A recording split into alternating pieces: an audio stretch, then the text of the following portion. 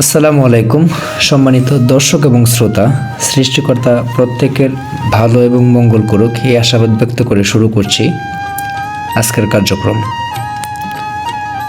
বাংলার লোকজ গানকে আপনাদের সবার সামনে তুলে ধরার জন্য এবং বাংলার লোকগানের বাউল সাধক এবং মনীষীদের জীবনী আপনাদের সামনে তুলে আনার জন্য গানের গল্পঘরের প্রচেষ্টা চলমান।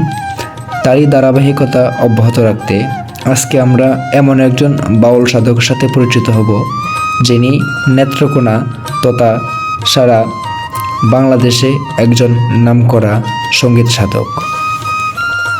আজকে আমরা যার ডকুমেন্টারি নিয়ে হাজির হয়েছি তিনি হলেন বাউল শিল্পী বাবু শ্রী সুনীল কর্মকার। বাবু সুনীল কর্মকার ছিলেন বাংলাদেশের একজন নামকরা লোকসঙ্গীতের শিল্পী। বাবু শ্রী সুনীল কর্মকার 15 জানুয়ারি 1959 সালে নেত্রকোনা জেলার কেন্দুয়া থানার বান্দুলার গ্রামে জন্মগ্রহণ করেন। পিতা দীনেশ কর্মকার ও মাতা কমলা কর্মকার। 3 ভাইয়ের মধ্যে সুনীল কর্মকার ছিলেন সর্বজ্যেষ্ঠ অর্থাৎ সবার বড়।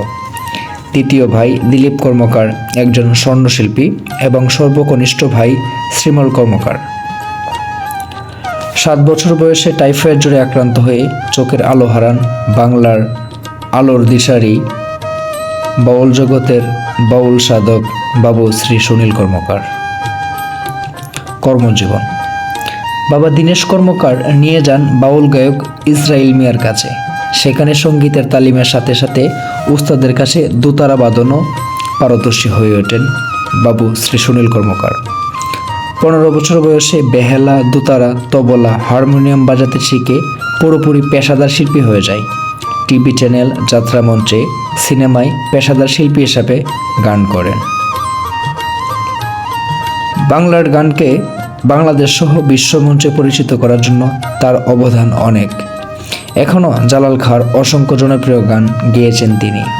মূলত জালাল খানের ভয়েসটা বা জালাল খানের কণ্ঠ আমরা বাবু শ্রী সুনীল কর্মকারের অত্যাধিক গানে পেয়েছি।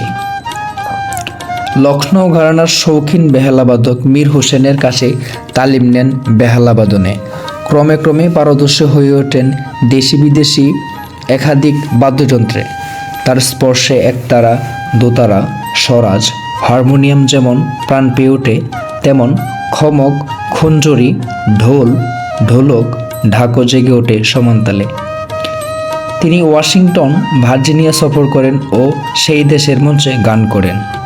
2000 সালে ব্রিটিশ বিরোধী আন্দোলনে 50 বছর পূর্তি উপলক্ষে ভারতে, 2002 সালে আমেরিকা সহ বিভিন্ন দেশ ভ্রমণ করেছেন তিনি। তার গানের অডিও ভিডিও গানের সিডি রিলিজ হয়েছে। এছাড়া গান নিয়ে মেঘের কোলে রোদ বই প্রকাশিত হয়েছে। বাবু শ্রী সুনীল কর্মকার শুধু একজন গায়ক ছিলেন না, তিনি ছিলেন গ্রাম্য বাংলার লোকজ ঐতিহ্যের ধারক।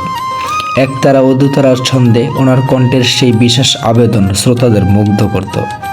ওনার গাওয়া গানে জীবন দর্শন, মানবপ্রেম এবং স্রষ্টার প্রতি ভক্তির কথাই বেশি শোনা যেত।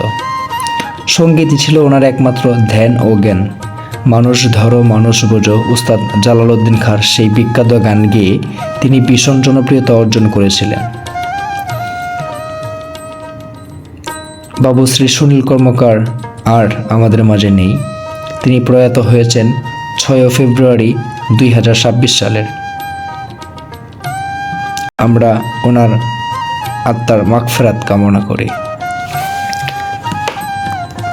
বাবু শ্রী সুনীল কর্মকার চলে গেছেন, কিন্তু রেখে গেছেন বাংলা লোকগানের প্রতি অনেক অনেক অবদান।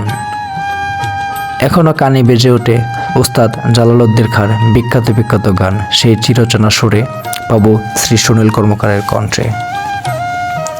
বাবু শ্রী সুনীল কর্মকার আমাদেরকে কাঁদিয়ে চলে গেছেন পরপারে, কিন্তু রেখে গিয়েছেন ওনার গানের ভক্ত এবং শিষ্যবৃন্দ, যাদের সুরে বাবু শ্রী সুনীল কর্মকার বেঁচে থাকবেন যুগের পর যুগ। আজকে আমরা সেই বাবু শ্রী সুনীল কর্মকারকে আমাদের গানের গল্পঘরের চ্যানেলের মাধ্যমে শ্রদ্ধার সাথে স্মরণ করছি। ধন্যবাদ। সম্মানিত দর্শক এবং শ্রোতাবৃন্দ, এতক্ষণ শুনছিলেন আমাদের গানের গল্পগড়ের ডকুমেন্টারির একজন মহিষী, যিনি ছিলেন বাবুশ্রী সুনীল কর্মকার। তো ভিডিওটি ভালো লাগলে সামাজিক কাজে লেগে পড়ুন, শেয়ার করে বন্ধুদের জানিয়ে দিন। ধন্যবাদ।